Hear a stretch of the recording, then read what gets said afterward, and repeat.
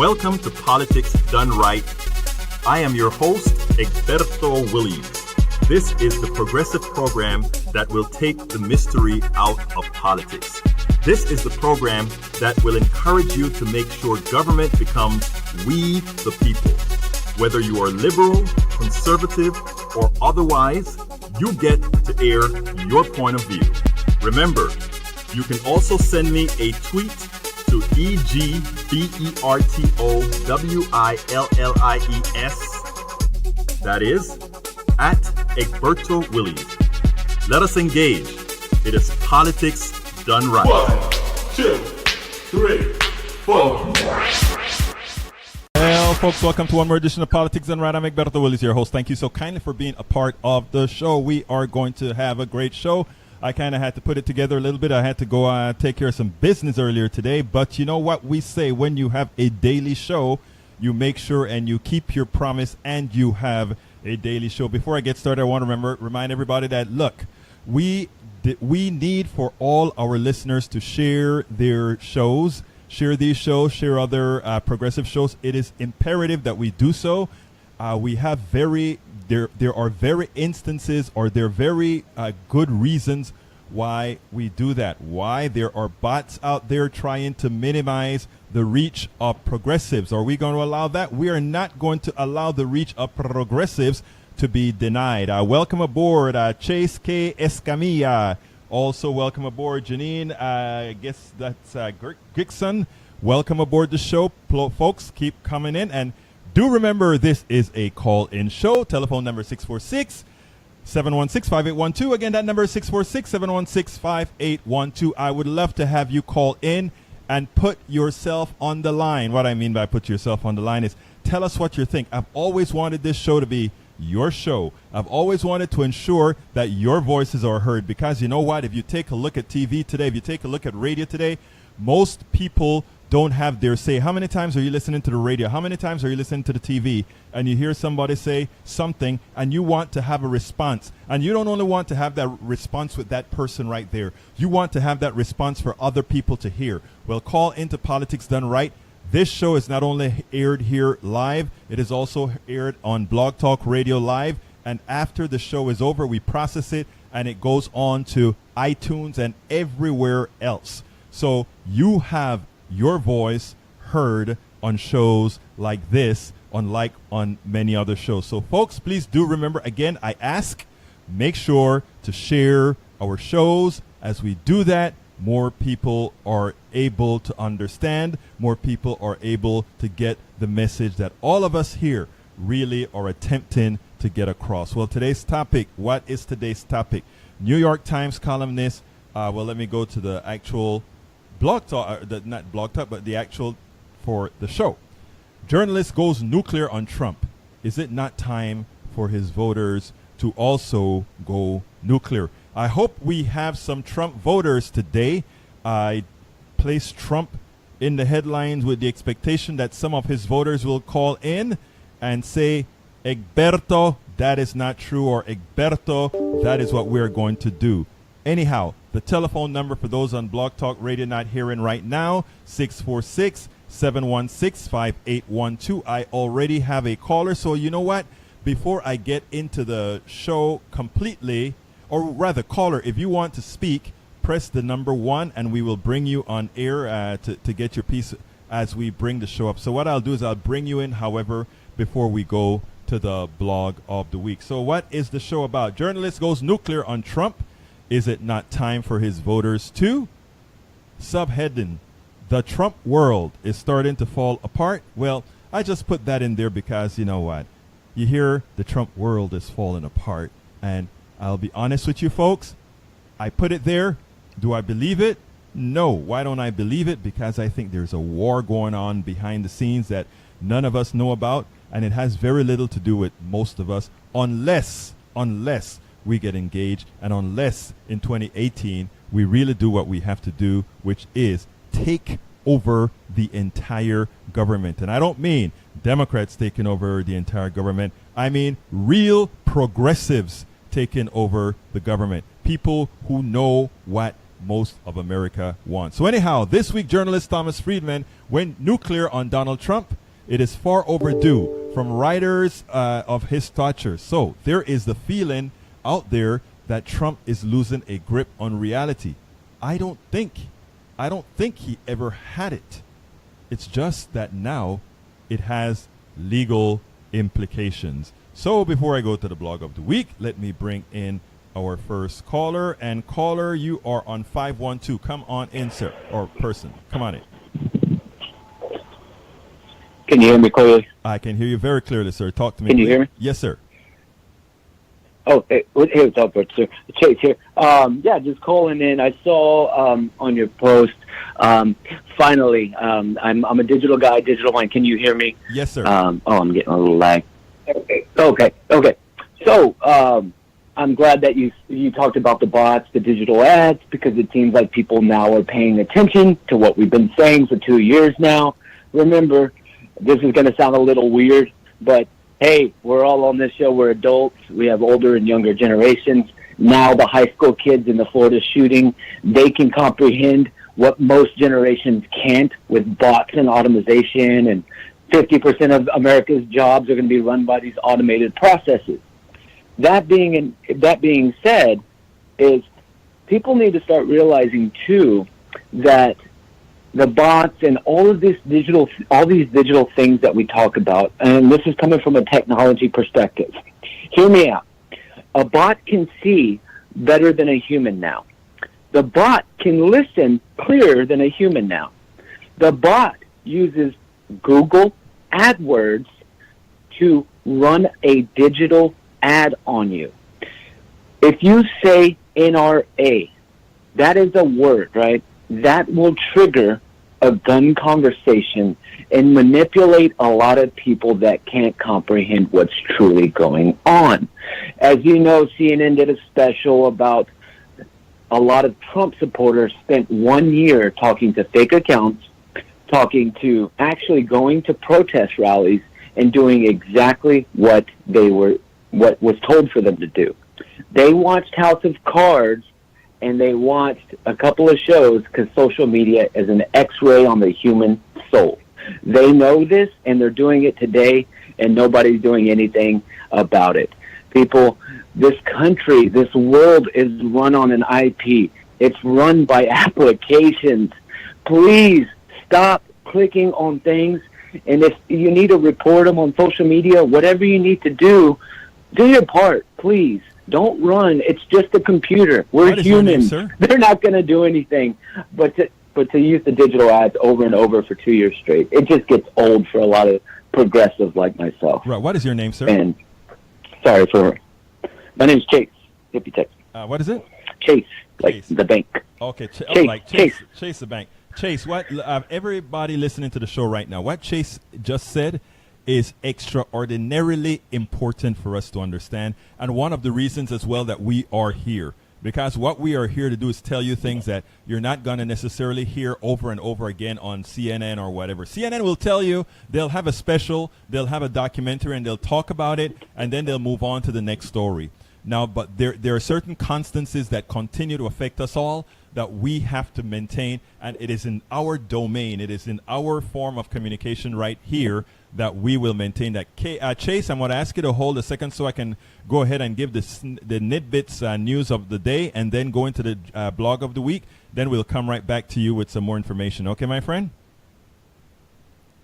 Cheers. Absolutely. Okay, let's go. Today's, what I call today's Tidbits, or every before most of the shows, I kind of go through my news feeds in the mornings and figure out what's of interest to folks that maybe they heard about, maybe they didn't, and maybe they just get their news from, let's say, the Facebook or whatever. So the first thing, according to Huffington Post, Billy Graham, the famed evangelist who became known as America's pastor, died at the age of 99. The Associated Press reported Graham died at his home Wednesday morning from natural causes. A family spokesman told ABC News. Born in 1998 in Charlotte, North Carolina, William Franklin Graham Jr. was the oldest of 4 children of William and Maura Graham. He was raised on a dairy farm. Now, a lot of people think that Graham was the genesis of the right-wing nutcases, that the right-wing evangelical nutcases. I have mixed feelings about Graham. Today I wrote a little piece just announcing his death, and people on Facebook, some said good riddance because he started the right wing. Others started saying things like when he did his sermons or his rallies, the great thing about it is he took down that line that said people worship separately, but instead we all worship together. So as usual, there's good and bad to just about everybody, and the same applies to Billy Graham. I give my condolences to Billy Graham. I accept all the good that he's done. His son is what he's left us, the seed that he's left in his son is a disgrace to his own legacy, and it's a disgrace to humanity, his son, and what his son is doing to the American body politic. Yes, I said that. Franklin Graham, give me a call. If you want to be on my show, we can talk about that. Okay, according to The Guardian, on Tuesday on CNN, Parkland survivor David Hogg about the plethora, or rather, on Tuesday on CNN, Parkland survivor David Hogg about the plethora of right-wing websites and social media accounts spreading conspiracy theories about him. In response, Hogg said, "I'm not a crisis actor." Everybody been accusing all these great students who've been fighting the war, who've been fighting to get gun control. They've been trying to, the right wing and their nutcases are trying to make them into crisis actors. He says, "I'm someone who had to witness this and live through this, and I continue to be having to do that. Those with little experience of the febrile world of conspiracy theory may not fully understand that Hogg is being accused of, but the idea that mass shooting victims and witnesses are hired performers serving a dark purpose has over the last decades migrated from the farthest margins of conspiracy media. Thanks to a range of right-wing media actors, it is now much closer to the mainstream." On Tuesday, a Florida Republican's aide was fired after he suggested the survivors were actors. The teens who are bravely speaking out after the attack will not only have to contend with conservative media bottom feeders questioning their competence to speak about the massacre, they also have to deal with the people who think that they are knowingly participating in a hoax. Folks, let me tell you something. We have to protect these kids. We have to make sure that these kids don't continue to go through an additional pain, that additional pain being that somehow these guys are less than honorable in what they're trying to do. Remember, these guys had to live through all that shooting, and it is adults who cannot get their act together to go ahead and force their politician to pass laws to protect their own kids. That is the issue here. So let's not allow the right-wing fringe to change the subject or to make these guys or accuse these guys of something they shouldn't be accused of. According to Raw Story, the number of U.S. hate groups expanded last year under President Donald Trump, fueled by his immigration stance and the perception that he sympathizes with those espousing white supremacy, the Southern Poverty Law Center said on Wednesday. There were 954 hate groups in the country in 2017, making a 4% increase over the previous year when the number rose 2.8%. The Civil Rights Watchdog said in an annual census of such groups. Since 2014, the number has jumped 20%. 20% hate groups, folks. It said, among the more than 600 white supremacist groups, neo-Nazi organizations rose to 121 from 99. Anti-Muslim groups increased for a third year in a row to 114 from 101 in 2016. The report said last year brought a substantial emboldening of the radical right, and that is largely due to the actions of President Trump, who's tweeted out hate materials and made light of threats to our society posed by hate groups. Heidi Burrich, director of the SPLC, that's the Southern Poverty Law Center, Intelligence Project, told reporters. Trump, who took office in 2017, was elected in November of the previous year. The White House did not immediately respond to any comments. And lastly, on my little news tidbits is the following. According to Media ITE, I don't know how you say that, but they have a lot of good stories on there ever so often.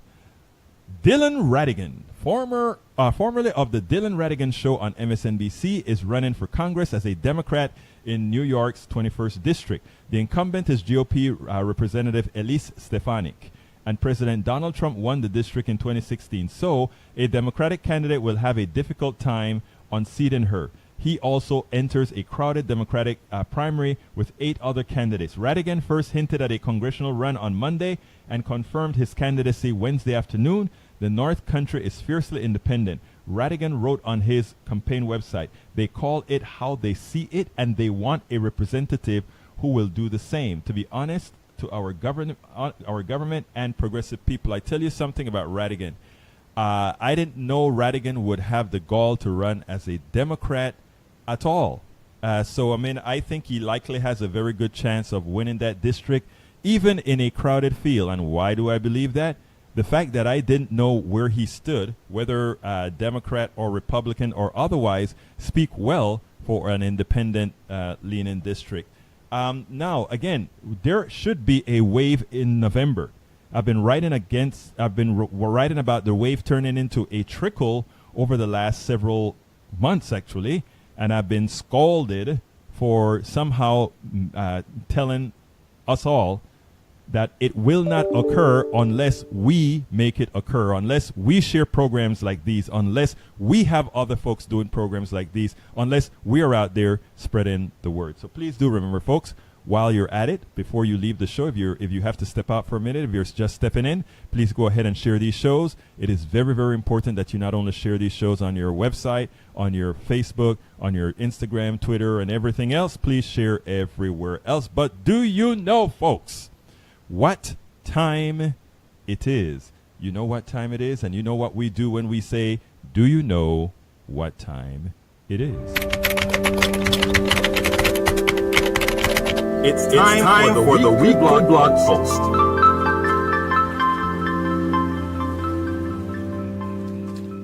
Okay, folks, before I go to the blog post, I want to ask that I know there are a lot of people out there who have a whole lot to say. And I'm trying to make this show into be a whole lot more interactive, not only on Facebook, meaning the Facebook messages, but to have people call in to the show. It is important that you get your voices heard. And as you know, right now, video is one of the things that people do a whole lot. So if you want to get something across, it won't only necessarily be important to have it inside of the Facebook stream here, but also in the video that will appear on iTunes, or rather the MP3 that will appear on iTunes. This video also would appear on YouTube and all the other places. So if you have something to say, please call 646-716-5812. Again, that number is 646-716-5812. Let us hear from you. Okay, the title of the blog of the week today: NYT, New York Times columnist Thomas Friedman goes nuclear on the Trump and Republicans. And we have the video there, and later on I'll show you the video, but I want to go through it before we go into that in that realm. New York Times columnist Thomas Friedman excoriated Donald Trump, calling him a total sucker for Putin. In his article titled, "Whatever Trump is hiding is hurting all of us now," but his admonition of Trump did not end there. He appeared on The Last Word with Lawrence O'Donnell and finished the job. I am sure Donald Trump was blowing a cap while listening to Senor Friedman. New York Times columnist Thomas Friedman, a decidedly nonpartisan man, and this guy is one of the most nonpartisan people I know. Nonpartisan man lashed out at Donald Trump and the GOP for endangering the country. Friedman said the following in the article. So the article is a fairly long article, and I have a link to it, but I want to read 3 paragraphs out of that article, and it goes as follows. President Trump is either totally compromised by the Russians, or he's a towering fool, or both. But either way, he has shown himself unwilling or unable to defend America against a Russian campaign to divide and undermine our democracy. That is, either Trump's real estate empire has taken large amounts of money from shady oligarchs linked to the Kremlin, so much so that they literally own him, or rumors are true that he engaged in sexual misbehavior while he was in Moscow running the Miss Universe contest, which Russian intelligence has on tape and he doesn't want released. Or Trump actually believes Russian President Vladimir Putin when he says he is innocent of intervening in our elections over the explicit findings of Trump's own CIA, NSA, and FBI chiefs. In sum, Trump is either hiding something so threatening to himself, or he's criminally incompetent to be commander-in-chief. My guess is that Trump is, this is still Friedman speaking here, my guess is that Trump is hiding has to do with money. It's something about his financial ties to business, elites tied to the Kremlin. They may own a big stake in him. Who can forget that quote from his son Donald Trump Jr. from back in 2008? Russians make up a pretty disproportionate cross-section of our lot of our assets. They may own our president. They may own our president. But whatever it is, Trump is either trying so hard to hide it, or is so naive about Russia that he is ready to not only resist mounting a proper defense of our democracy, he's actually ready to undermine some of our most important institutions, the FBI and the Justice Department, to keep his compromised status hidden. That must not be tolerated. This is Code Red. The biggest threat to the integrity of our democracy today is in the Oval Office. That is the article written by Thomas Friedman called "Whatever Trump is Hiding is Hurting All of Us." Now, the article was a tough article, but what's interesting is what he had to say when he went on now to the Lawrence O'Donnell's The Last Word. And he said the following on The Last Word. So what would it actually look like if we had a real president? Thomas Friedman said. Not someone who's running the Trump organization and seems to moonlight as president of the United States. Here's what a real president would do. First of all, he would give a speech to the country explaining the problem to the people in a language in a way that would be both compelling and illuminating for people so they understand the nature of the threat. Secondly, you would call together all the stakeholders, state, local election authorities, all the social networks, all the people who run our federal elections, leaders of the two parties, and basically lay out a plan of defense for how we are going to prevent this intervention in the future. And third thing you would call in his national security team and lay out an offense. Why are we sitting here every day reading about Russian intervention in our elections? How Putin is basically using lies to divide us and poison our democracy? Why are we not selling the truth about him? All the money he's stolen, all the people he's basically made disappear from Russian politics. Why are we not using the truth to undermine his autocracy? Why he is using lies and poison to undermine our democracy? That's what a real president would look like. Donald Trump did none of these, and it is appalling. He should be ashamed of himself. And Friedman then extended his wrath. I mean, he wasn't done there. He extended his wrath. He extended his wrath to whom? The Republican Party. Why? Where's the Republican Party? Friedman asked. Where is his own party, which claims for so many years to be the daddy party, the national security party, the adults in the room? That not a one of them has come out. None of their leadership, and basically called the president on this. That's disgusting, and it's deeply troubling. Friedman then condemned the president with one of the most telling sentences, and it went this way. He said as follows: "We have a president who is either compromised by Russia or is such a towering fool. He actually believes what he told us he believes." Then he asked Vladimir Putin if he did this, and Putin told him no, and he believes him. Friedman said, that is the president who said he's done more than Barack Obama. The president who says he's done more than Barack Obama. Thomas Friedman did not pull any punches. He let the president and the Republicans have it, and justifiably so. Folks, telephone number 646-716-5812. This is your show, and I'd love to hear from you. And we have a new caller in here. 347, you are on. What's your name, sir, or person? This is Mark. Can you hear me? Yes, Mark, I can hear you fine. Talk to me, my friend. Oh, good. I've only seen your show a couple of times, and I really like what you're doing. I'm having a real Dick Gregory moment here with you, but I know this is very hard work, what you're doing. So congratulations on the effort, first of all. Thank you. I just had to call you on that one. I called for two reasons, but now you've got me on another one. But I'll start with what I wanted to originally say.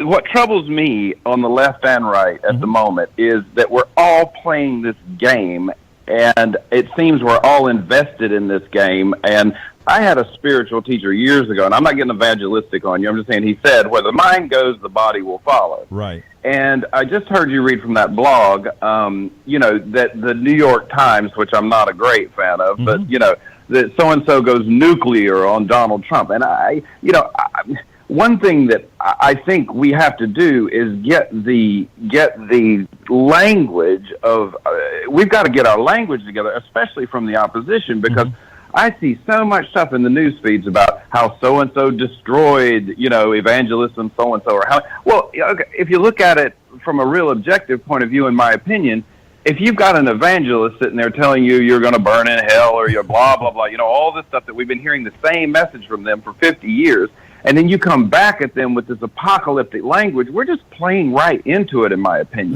Can I ask you to stop for one second? Just, I just want to ask you, because I want to respond to that. What you just said is extremely important. And as you know, I do a lot of blogging. I do a lot of all this stuff on the internet, on social networks, etc. You are absolutely right with everything you said about the language. You're absolutely right. And if you take a look at most of the writings that I do, the language that I am using in the headlines is a language that respects who the readers are in a manner. And let me explain what I mean by that. Unfortunately, if I wrote a headline that said Thomas Friedman said Donald Trump is not doing the right thing. Let's just say that's the headline I get. I would get 0 responses. 0 people would click. People sometimes says, Egberto, you use that headline as a clickbait, to which I would say, yes, you're right. I wanted somebody to click on that to then really. And then I'll say, you're absolutely right. I am not going to, but I am not the clickbait that is going to say, you click on me and you're going to get crap. I want to say, the person that responds to that, I'm hoping that when they responded to it and they're done reading what I have to provide, my hope, my expectation is that it would have had enough meat and direction to make that person, the next time they see something coming from Politics Done Right and Egberto Willies, not dependent on me having to say, Thomas Friedman went nuclear. So that is my excuse right there. But you're absolutely right, sir.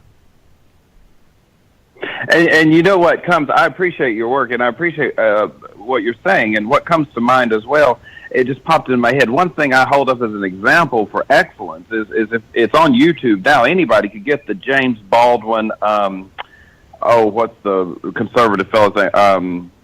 Buckley, the Baldwin-Buckley debates at Cambridge in the 50s. Right. I mean, as far as setting the examples for language, they're out there, and I think I applaud. And it also gets into imagery too, and visuals. I mean, of course, we're bombarded with all this obnoxious noise. I mean, and I see a trend in people withdrawing from some of it, I think. But like with the shootings in Florida, which is why I originally did call, is the I've got a preposterous suggestion, wanted to get your opinion on. I'm an old school AIDS activist, and a couple of the guys, when they were dying and stuff, they were like, look, people can't put the visuals together here. We're saying this is happening, and then nobody sees the results of this stuff. And there were some ads and things that occurred, and I was in New York. Everybody, it wasn't just gay men, it was women, it was people of color. Everybody was getting this thing.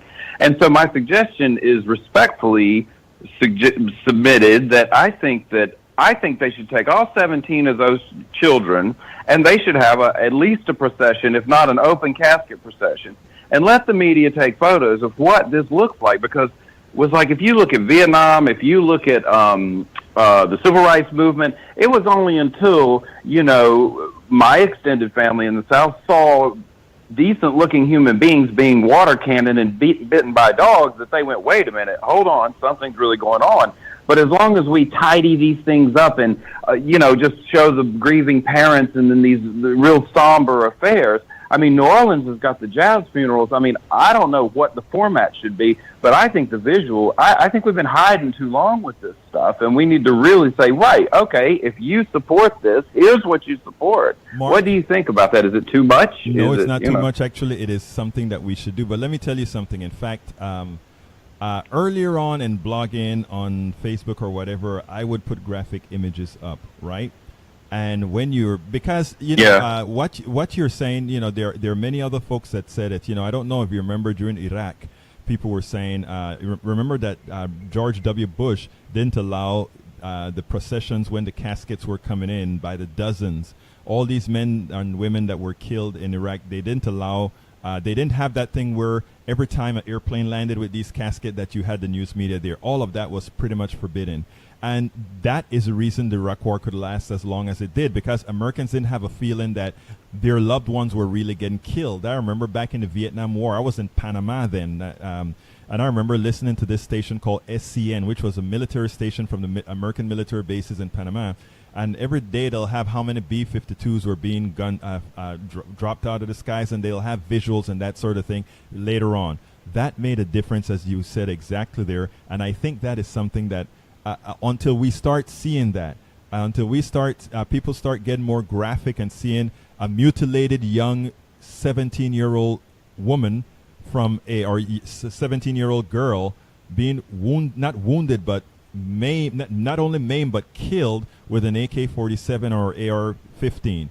When Americans start to see that these are not, Second Amendment type guns or something like that, but instead weapons that destroy flesh and kill people, and see what that flesh destruction looks like, as you're saying, I think you're absolutely right. We get very antiseptic. It's the same thing with everything that we do, Mark. I mean, if we take a look at our healthcare system, because at any one time, instant in time, a whole lot of people are not sick.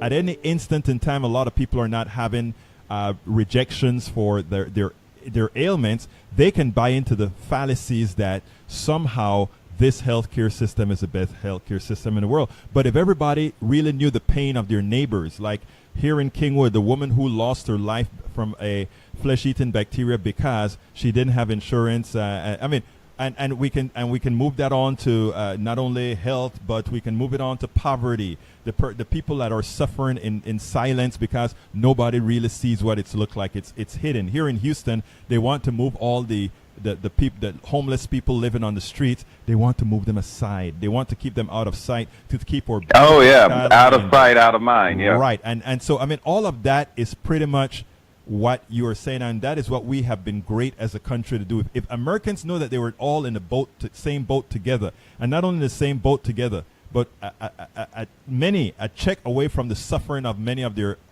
people that they look down on, I think would have a better place. Continue, my friend. Well, you brought to mind something recently that I was studying on, and I'll be short with this, and then I have another question. During the French Revolution, when they were executing all the aristocracy and all this kind of stuff, they would go nobly to their deaths. Like it was beneath them to show emotion. Emotion. You know, they were stoic going to the the scaffolding and everything like that. And the legend is that it was only until a seamstress for the royals was sentenced to death on preposterous grounds. The thing had run its course way too far at that point, and they took her for her execution, and she went screaming in the street saying, "I was innocent, I'm innocent, and I wouldn't do this." And that is given as one of the big tipping points, because people are like, "Wait a minute, okay, we're seeing again, that we're hearing and we're seeing the carnage that we're using as entertainment at this point." So I look at that and then think, how do we get the people who were watching these executions were probably what we might consider progressives or something. And without getting too off into a theory, my thought is, how do we get the left? I feel like the right wing has been doing the same thing consistently. I'm 51 years old. Mm-hmm. They've pretty much been doing the same thing. They want God, greed, and guns. That's what they do. Right. That's, the oil, the whole thing. Nothing's new there. But I feel like the left, we're these guys standing back watching this carnage without the reaction. And I don't think protests, I don't really think they work that much. I don't know what the answer is, but how do we sort of wake up this very comfortable sort of center left into some type of consciousness collectively? I think you're doing part of it, but do you have any? I don't know. I don't think they really get that. If you like you say, if they saw this young woman with who, even if she wasn't, torn to bits or whatever. I'm not trying to be gruesome, but No, if you saw the face of the dead children, I think they speak volumes. I don't know. Let me tell you what I think. Mark, and this is why. Let me just tell folks. I made a commitment to do this. I have a daughter. I want her to have a better world to live into, and I'm an idealistic kind of a person, a pragmatic. I call myself a pragmatic idealist, but I'm also what's the word? Altruistic. Now, here's what I say to that. I think what happened since the election of Ronald Reagan was the loss of worth mostly on the left. I don't think the right ever had a feeling necessarily of worth. I think a lot of and my friends on the right, please take this with the right context that I'm going to say it. Most of the people on the right love a certain structure. They love to be given direction. That's why, if you notice, for a whole lot of people, Trump can do no wrong. I call that about 33% of the country. They don't mind having an autocrat, because as long as that person is strong, they're going to be defended by them, etc. It's all good. So that 33% is fine. Now, the rest of the people, I think, they and this is where I say comprises a plutocracy, right? These are the people running stuff, and that is the Republicans, and that is the establishment Democrats. They are the ones that kind of keep things center right, and they run things, and they don't mind the chaos that we're having, because the chaos and I don't mean as bad as it is right now, but the average chaos, they don't mind it because they can maintain control under that scenario. And what you find is that the sum total of those two, at any given point, if it's over 50%, means that they got everything. If it's 47%, it means they get everything, because 47% they still got gerrymandering to keep a minority governing the country. I wrote I wrote a piece a few months ago called "We Will Change When We've Established Our Worth." What I mean is, Americans have to get to that feeling where they believe they can honestly make a change. And what has happened on the left? And I don't know if you've been out there. I've been in the barrios, in the ghettos, I've even been to Appalachia, but I don't have a good record in Appalachia yet, because nobody talks to me in Appalachia. I'm kidding, but anyhow. But I have a phrase on the show that I always say. I always say, when we unite the ghettos, the barrios, and Appalachia, we would have won the war, because at that point it would have mean we would have enlightened everybody to see their worth. Because in each of those communities that I'm talking about, a lot of folks in these communities don't believe that they have worth. A lot of the left, they believe in fighting and doing, let's say, these other things, but until you have your worth from within, your self-worth that believes that you can really go out there and change things, you don't. And I think in a lot of places, that's where we were. Now, I think Trump is giving us the opportunity to change that.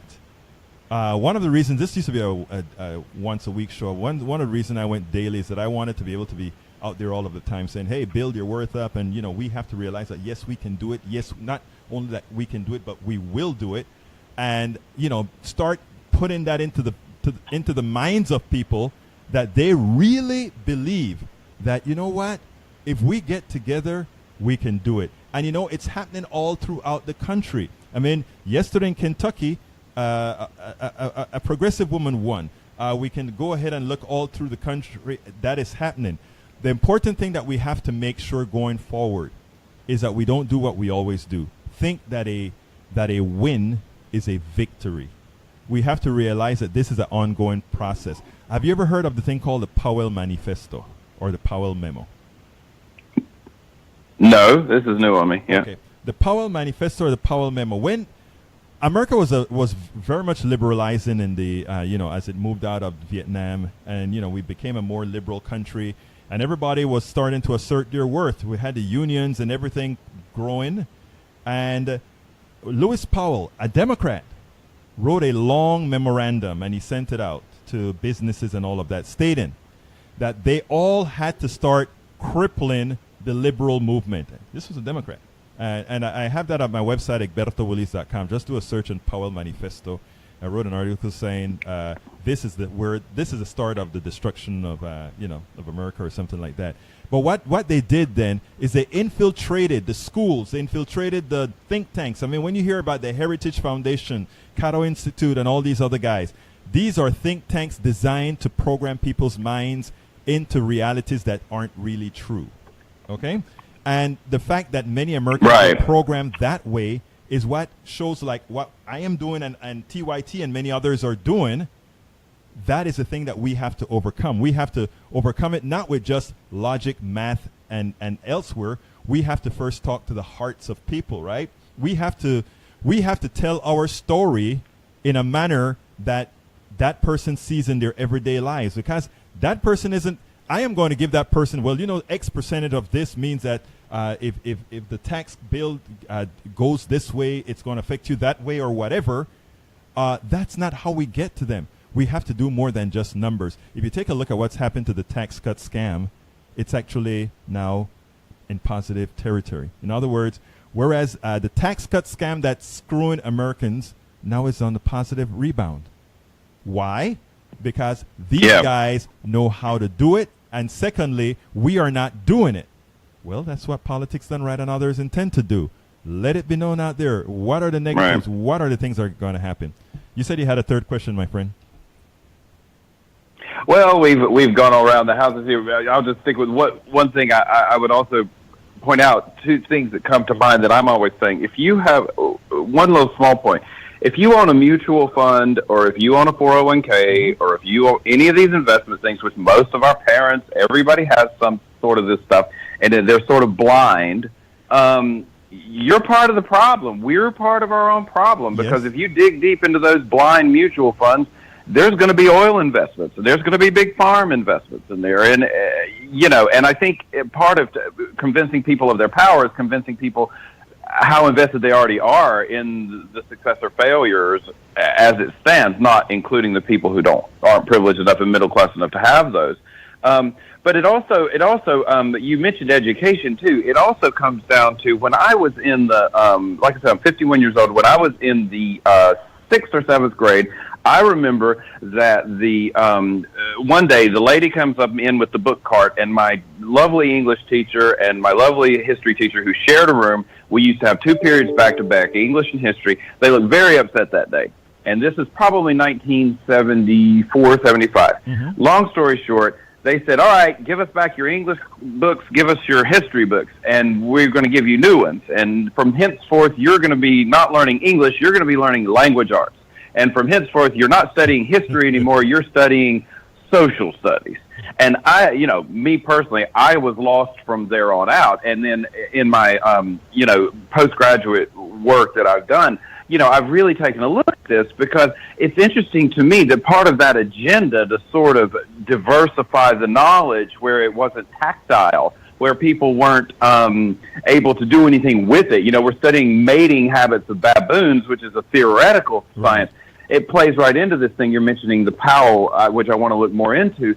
And I think I don't want to be one of these sort of pseudo-conservative sounding people who say back to the basics, but I think there is an education curve the left needs. I think one of the reasons we lost bad last time was because it was just floated and taken for granted that all the tomfoolery and the wizardry behind the curtain would work, and people were confused, and they did not know what was at stake or what was at hand or what really was the gamble. Mark? And I don't know, you spoke to education, and I think, I teach now. I teach in the jail. I spent 7 years as a volunteer teaching in the jail. And these kids, if you get them alone, they're starving for information. They want to know how to make things happen and how to make it work. But I think I don't know, maybe we just all need to die out as a generation and let the millennials have it, because they seem to be doing more right now. And with the Sanders movement, I swore when I saw the whole Sanders movement and saw the young people getting, invested in that and invigorated for the first time in my life, I said, I'm never going to call a millennial a name again, because these kids, whether you like their shows or whatever, they're doing it. Let me tell you, first of all, I love the millennials. In fact, most of the work that I do now is with millennials, and I work under millennials. I am proud to be driven by the millennials in different organizations that I'm in, and they take the lead, and I help whatever they need to have done. I'll take the seat. Like I tell them sometimes when they ask for advice, I said, remember that it's my generation that screwed you. But that said, I am there to give, Yes. I am there to provide whatever help I can, because we are going to be leaving that world to them. But as far as what you said with education, something else, you hit the nail on the head. There's a book called, and this is a book I always call out. It's called The Political Brain by Drew Weston. Okay, that book points out why the right wing is so effective, because they make things simple. They break it down into simple forms. The reason that look, the progressives have the right policies. Progressives have the right ideas, but progressives, when people call a lot of progressives elitists, they're really right. Let me give you a little quick story. I have a show this same show is done on KPFT 90.1 FM in Houston, a Pacifica Network station on Thursdays. And a liberal group, I entertain a whole lot of liberal groups to come and say what they're doing, et cetera, et cetera. She came in and she started talking about the not triangulation. She started talking about I don't remember the word that she used, but it was all these technical terms of groups working together. I can't remember there's a standard progressive term that we use all the time when the intersectionality of our groups are created in such a manner that when we do X, Y, Z, and I'm listening to her and I said, let me tell you something. I understand that language very well. Sorry. I do. I understand the language. But you're only speaking to us when you speak like that. You're not speaking to the average Joe Blow. You're not speaking to the average person on the street who doesn't give a damn about politics. You're only speaking to a group of us to show how many different types of words we have the ability to use. And that is unnecessary. So you hit the nail on the head when you talk about basics, when they start calling your English language arts, when they started calling your something social studies or whatever. You're absolutely the history is social studies. Right. Yeah, it's ridiculous. Absolutely. And but it's the lefties who did that. I know. It's the lefties with these, the new math and the new education, right. and I started smoking dope at that point. I couldn't keep up. But let me tell you, Mark. Look, I understand what happens here, right? I mean, sometimes on the left we get to. People like to talk about political correctness. I don't hit up the political correctness when it comes to things like gay issues, women issues, etc. All right, but there are certain technicalities that we start to use that it's impossible for the average person to know all the ins and outs about these types of things. So we have to simplify things, just like the right has simplified things. And when we get there, when we simplify things in a manner that people start listening and not start feeling intimidated, because that's what happens, right? When I speak about feeling your worth, I can go out there and preach, okay, liberals out there that needs to join the fight, go out there and feel your worth because you're worthy. And then you go into, have you ever heard of Netroots Nation? Let me tell you a quick story. No, that's three things. That's three new things you've given me. Thanks. No. Nope. What's Netroots Nation what's the deal? Let me tell you. Netroots Nation is the largest conglomeration of progressive bloggers in the country. Every year we meet. Thousands of bloggers meet and they discuss issues and what we're going to talk about that year. And we bring in all the politicians. We bring in Bernie Sanders, Hillary Clinton's been there. We bring in all of them. And all of them come and we interview them, we talk to them, etc. But as progressive as we are, it turns out that within that group of bloggers that is supposed to be the most progressive, all the ills that you find in society is right there in that room.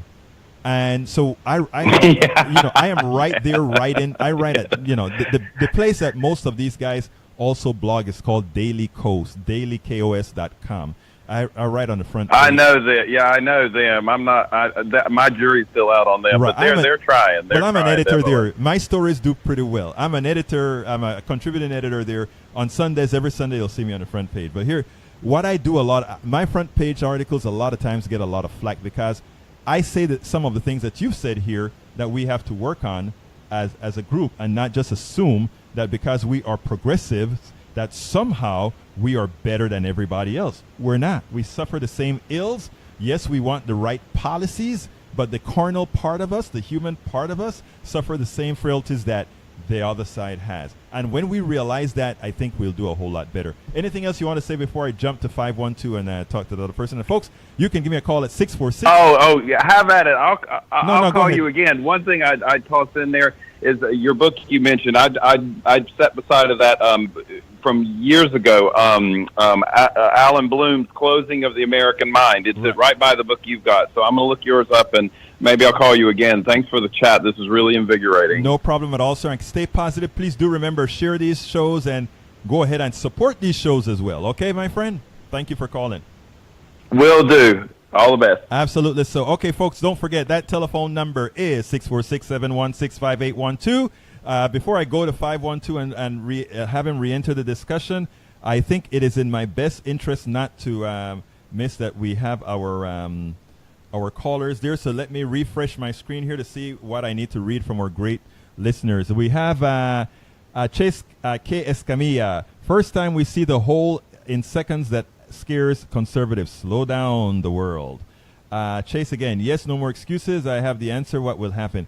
Daniel Ledoux. You obviously do not understand the right at all, but don't let that stop you from making assumptions. Okay, Daniel, if I don't understand the right, please go ahead and call in. Don't only tell me I don't know the right. This show is yours too, brother. This show, Daniel Ledoux, this show is yours too. You think that I am wrong in something? Give us a call and share it to our listeners, both progressive and conservatives alike. It's a free place, my brother. Okay, it's number game now. Okay, let's see. Chase Escamilla. So you have to engage someone. It's that Trump did his marketing campaign. It started with the birther email and repeated until you listen.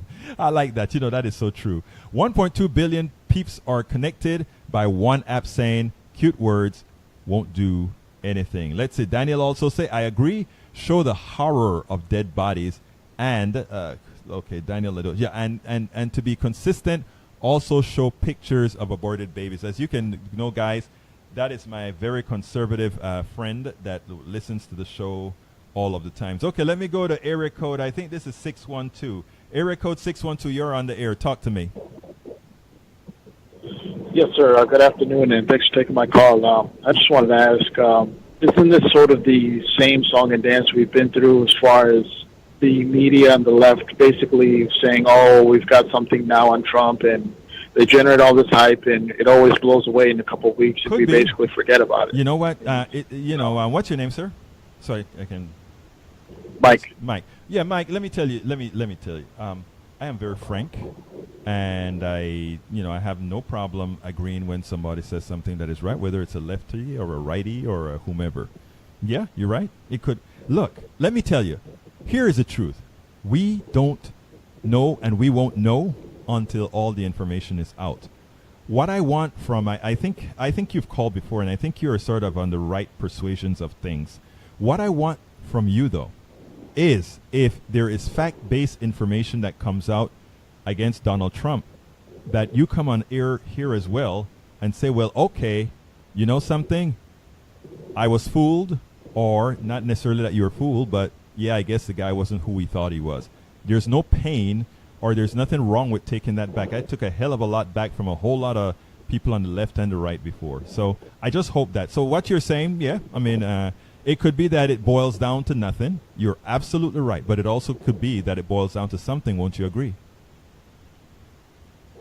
Yeah, and if it does, like you said, I would definitely, go against him if evidence, points in whatever direction it points in. Good. I think people on the left have to take a little bit of honesty and say, what we've been witnessing since this guy became president is a full-blown campaign by the media to basically go after this guy. Okay.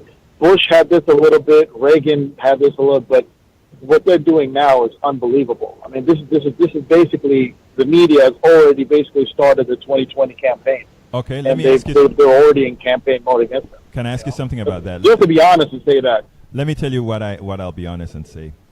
Because I hope, go to egbertowillies.com and do a scan on Donald Trump to see everything that I've been writing about him before he got even nominated as a party's, nominee, because it's been very consistent. Let me just say one thing. you believe, based on from your point of view, that the media is wholeheartedly attacking everything that Trump is doing. I am not going to disagree with that for one specific reason, because that is occurring, but there is a reason why it's occurring. But before I just say it's a reason, I notice when you talk about being under attack that you left out Barack Obama out of that. Don't you think Barack Obama suffered quite a few ills, not only from the media, but from the right wing? Yeah, and even with that, that's perfect. I mean, that perfectly proves the point I'm trying to bring out, is that when you say that Obama suffered attack, you got it from conservative media, like Right. Fox News or talk Right. radio like Rush Limbaugh. Right. But even with that, you know full well as I do, that liberal media outlets outnumber conservative media outlets by significant amounts. Really? I mean, you can't even compare the two. Wow. Yeah, there's no. I mean, just look, for example, let's look on television. Look at all the major news networks that are clearly lean more to the left than they do to the right. You go to MSNBC, CBS News, ABC News, NBC. We're gonna Clearly are much more to the left than they are to the right. We are gonna have to disagree. Fox News is You know what? basically, yeah, no, it is. I think- I understand from No, your no, no. Let me perspective say because one you're a thing. No, no, no. progressive, Let me say and one thing. you're hold on, but your standard of left is further than left than the majority of the country views Right, left. exactly. I'm talking about they are clearly center left. Okay. And in almost every election, they are clearly in favor of the Democratic nominee 9 times out of 10. It's demonstrably proven. I mean, Harvard did a study about this. Several major universities have done a study about liberal media bias. It's already well established. It's not even a debate. Let me tell you Now, what I'd like when you to do. say Mike. Obama was Mike, under Mike, pressure, I don't. but Obama's pressure came only from a few number of outlets, whereas Trump is getting it from everywhere. Mike, do me a favor. Not only from the news outlets, we're talking about entertainment media Mike? in Hollywood, which is overwhelmingly liberal, the late night talk shows, which are overwhelmingly liberal.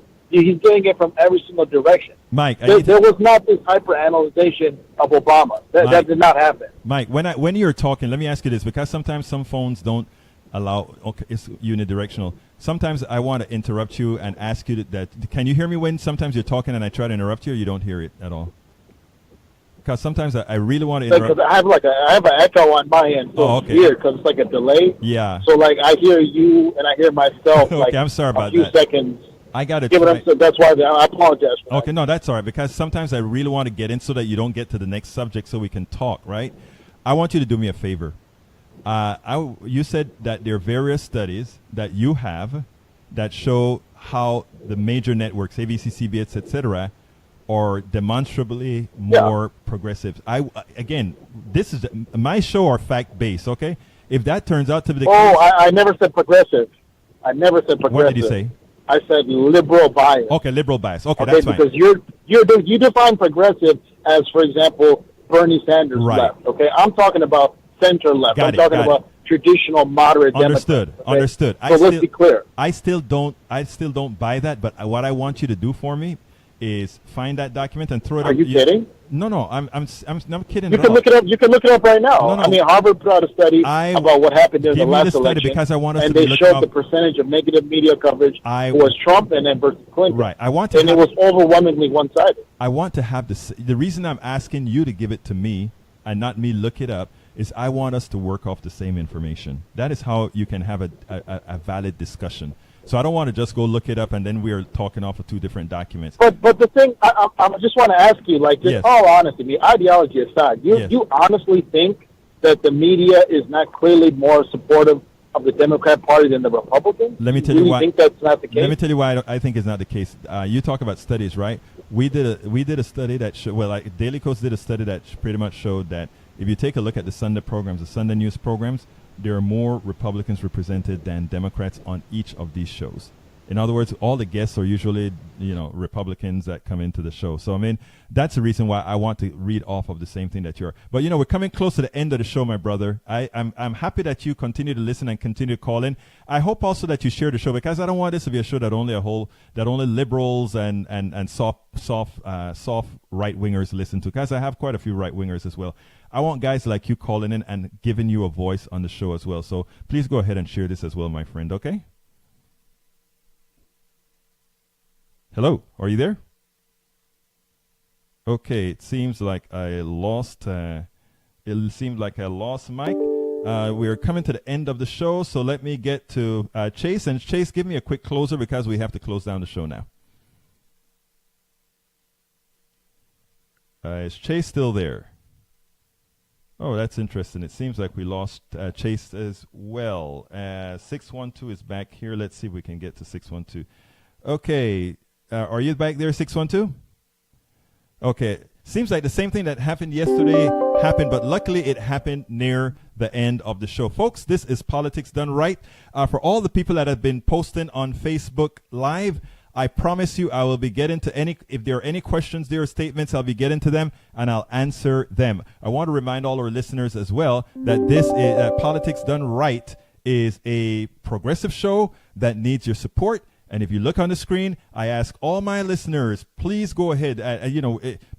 Pennies. We are asking for what we want is a whole lot of people supporting the show for pennies. That's what we want. We're not asking anybody to dig into their bank. We're asking folks for pennies to go ahead and support the show. If we have a whole lot of people doing this, we can do a lot with a whole lot of people doing very, very little, less than a coffee. So I ask you, go to the Patron, our Patreon site for Politics Done Right, and help support keeping public radio ahead. Now, for the two callers on, there's something that happened where we couldn't get your signal in.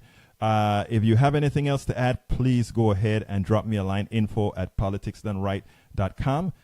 My name is Egberto Willies. This is Politics Done Right. Thank you so kindly for having been here. Thank you so kindly for being here with the show. And I'll see you tomorrow on KPFT 90.1 FM in Houston. And, of course, we'll be having it on Facebook Live as well. You guys have a wonderful day.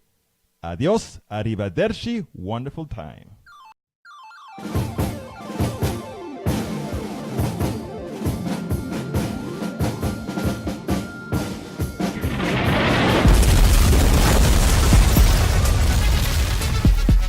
Welcome to Politics Done Right. I am your host, Egberto Willies. This is the progressive program that will take the mystery out of politics. This is the program that will encourage you to make sure government becomes we the people. Whether you are liberal, conservative, or otherwise, you get to air your point of view. Remember, you can also send me a tweet to EGBERTOWILLIES. That is, at Egberto Willies. Let us engage. It is Politics Done Right. 1, 2, 3, 4.